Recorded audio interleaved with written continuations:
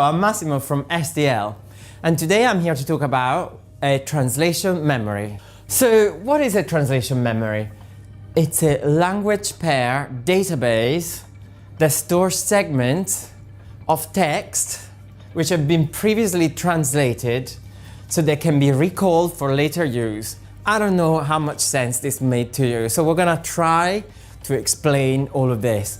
Few keywords here, database, hopefully you know what that is, but it's a place where things get stored.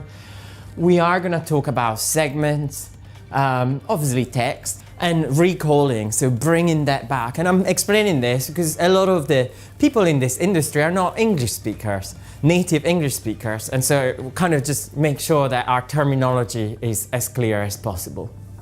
What is a segment? So this is a question that comes up, and especially if you're new to the industry, new to translation, you might actually not know what a segment is. You know, you might figure it out. So in a way, a segment can be different things, and this is what gets stored inside the translation memory. It could be a sentence, and this is what you probably relate the most with. It could be a phrase. And actually, there's not much difference from a sentence and a phrase. I think it's a bit semantics, it's kind of terminology, what word works best for you. It could be a paragraph, and actually a paragraph is a little bit different than a sentence. Typically, a paragraph could be a combination of sentences. And traditionally, in the translation memory, you store these two, sentences and phrases. You can also choose to store entire paragraphs, but obviously the more you store, the harder it is to match in the future. And we're going to look a little bit more what that means. But remember that kind of thought of storing kind of sentences. So after a full stop, after a semicolon, for example, but perhaps if you have a very long paragraph with 3 phrases or sentences inside, you can store those, but you might decide not to do that. And headings, of course, a title, the beginning of a document, that is also what gets stored. So in essence, a segment is a finite pieces of words, a set of words that get stored into a translation memory. The second piece is, what is a translation unit?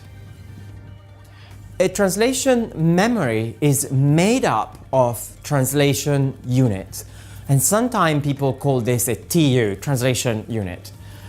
So what's a translation unit?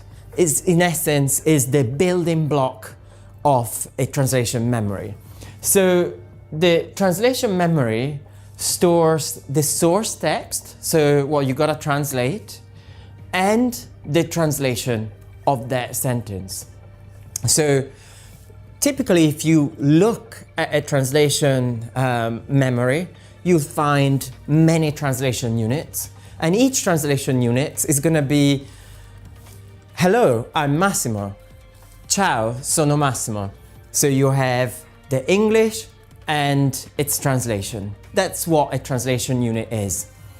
And what then is going to happen is that the translation memory can search all these translation units, and as you translate, it will find similar translations that you've made before for a specific sentence and suggest them to you as translations. So you might wonder, how does this help? So it kind of helps in many different ways. So the classic is that you never have to translate the same sentence again. So there's different benefits to it. You might kind of see immediately what's the benefit of not having to translate the same sentence again. First of all, to retranslate the same things, it's boring, so you don't have to do it again. Sometimes you have to watch it. Sometimes you have translated something and you do need to actually have a different translation because of different context. So you always need to check those translations. But in essence, when you translated something, you don't want to translate it again. It does save you time, but also it's about quality. You might have spent a lot of time translating a sentence and getting it just right. not just right for you, but also you might have a client. There might be somebody else who reviewed that translation, and at the end of the process, everybody was 100% happy with that translation. You want to make sure that that translation is the one that gets used again. So it's about quality and consistency and making sure that the best translation is reused again and again. Obviously, all of these translations get stored for future use. So you're building an asset, in essence. You're building this database made out of translation units which contain all your previous sentence that you translated. And it's something you build for future use. There are people who've been building millions of words. It's not a joke. There's translators who have 1 million translation units. Can you imagine? And they can reuse them, so you can save them a lot of time and also ensuring consistency and quality. One of the nice things about a translation memory is the more you add, the more you can recall. And at the end of the day, the interesting piece is that you're actually not doing more work. You're translating as you were translating before. The difference is that you're storing that translation for the future. And it just kind of happens automatically. It's really quite easy to add and build a translation memory. It can get big pretty quickly. If you think that a typical translator translates 2,000 words a day, that's what the industry sort of agrees on translating new words. Of course, it can be a lot less than that. If you have a slogan, a marketing slogan to translate of 10 words, it might actually take you half a day to translate that slogan. But you know, typical content, commercial content, instruction manuals, technical documentation, the average is 2,000 words a day. Those are 2,000 words a day that you can store in the database for future use. So it does help you translate faster because you have stored all of this. But I really want to stress that the speed of that it offers you is also very much about giving you more time for when you are translating that new content so that you can create the best possible translation for it. And of course, it takes away the monotony of translating the same sentence again and again. For one marketing slogan, that could be one document where the same sentence is repeated hundreds of times. And so that's where a translation memory can really make a difference. So lots of information so far, translation, segments, units, and so on. But I think hopefully you got the concept of having your translation stored in translation units. But how does it all work? So once you get your new text to translate, a cat tool, and we have a video on a cat tool, is gonna look at your entire database, look at all those translation units, and trying to find something that matches. And it happens instantly. It's very, very quick. So you're not sitting there waiting for the translation memory to find a translation. It's pretty much instant. So I just use the word match. And this is kind of a bit of the essence of a translation memory. What it's trying to do is trying to match the new sentence you have to translate with the sentences you translated before. And different things can happen. So there are 4 types of matches. So let's look at them. So the first one is context match. So this is the highest quality match. This is where something that you have translated before, but not only you translated that sentence, but the translation memory can recognize that you translate that sentence and the sentences around it. So in that case, the system can say, not only I translated this before, but what's around it is also the same. So that's a context match, because the chances are that that is going to be a really good match. The second match is the 100% match. This is something that you might hear quite a lot in this industry. So this is the more traditional match. It's something you translated before, in the same format as well. You know, if something was bold, needs to also be bold, or you might have to fix the formatting, for example. And so that's the 100% match. In this case, the context is not taken into consideration, so it's just looking at that sentence. And if what's around it is not the same, the system will just say, this is a 100% match. Typically, you need to check a 100% match because there might be surprises. And if any of you speaks different languages, masculine, feminine, maybe something was a heading, something was in the middle of a sentence, you might have actually need to use different translations. And that's why the 100% match is going to be pretty accurate, but you do need to cast an eye on a 100% match.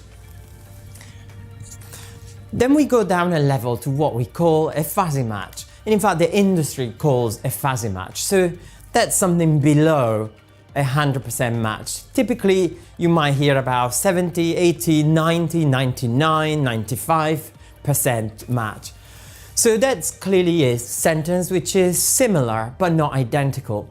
And the differences could be it could be a word different, it could be a formatting difference.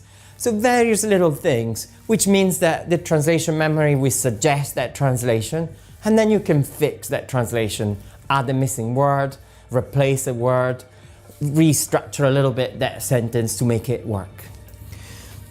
One of the newest matches is the fragment match. So, you know, we talked about paragraphs and sentences and so on. So within a sentence, there might be fragments. So you might have a sentence with 10 words, but there might 3 or 4 words, and those are the ones that repeat themselves. So you might be translating an entire sentence, and you might have that feeling that you translated those 3 or 4 words. A fragment match will look for those pieces and say, you know, you actually did translate those 4 words. And here's how you did translate those 4 words. And then you can decide whether to use them or not. You know, when I said earlier, the kind of length of the sentence and the paragraphs, when you look at this, obviously, the bigger the sentence, if you have a sentence that long with long wordings, getting a match, it might be a little bit harder. If you are in a situation where you have short sentences, it's easier to get a match. The statistics are kind of in your favor. So that's why typically what you store is sentences. Even if there's an entire paragraph with 3 sentences, you kind of store at the individual phrase sentence level rather than an entire paragraph. So you kind of give yourself a better chance to get a match. So one question that gets asked often is, can I work with more than one translation memory at the same time? So why would people ask that?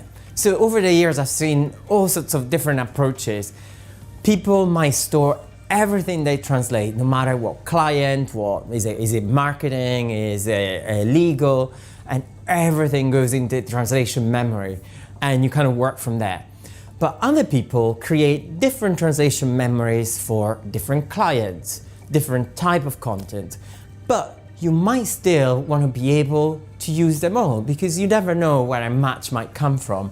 So of course, you can create as many translation memories as you like and use them all at the same time. And in fact, a CAT tool can be quite smart and prioritize one translation memory versus another. So if you've got a marketing translation memory and you're translating a marketing document, but you might also have the instruction manual from the same client, you might actually turn them both on because you might actually find some matches from both.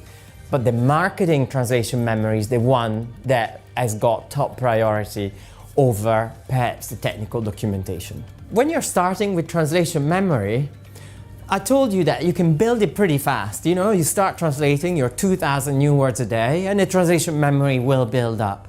But you might have been a translator for quite some time and you might have a bunch of documents that you want to import in the translation memory. So can you actually make a translation memory from your previous work? And the answer is that you can. So there is a tool called Alignment. It's a tool, a feature a functionality that actually allows you to create a translation memory from your existing translation. So you might have a document in English, a document in Italian, and you translated them manually. You can take those documents and import them into a translation memory. And what you're doing, you're aligning them. You're trying to align the English sentences with the Italian sentences. So you're gonna get with a side-by-side view where you see all these sentences, and you know languages are tricky. So maybe 3 English sentences turn into a one long Italian sentence. Coming from Italy, I know I used to have to chop my sentences more. When I moved to the UK, my sentences were that long. I had to really kind of force myself to be a bit shorter. So with alignment, you actually can sort of manipulate and try to align all the English with the Italian in my case, or whatever language pair. One good point of translation memory that it can store any language. There is no constraint. Any language can be imported and worked with a translation memory. So no matter what language combination you translate in, everything can be imported in a translation memory. So hopefully you got a bit of a sense of what a translation memory is, what's inside. You hopefully knows what now is a segment, how all of that works together to give you suggestions as you translate. And one of the nice things of translation memory is that even if you're starting from scratch, either you build it pretty quickly as soon as you start doing your first translation, or you could even import what you've done before, so you create this asset that is going to last you for the future.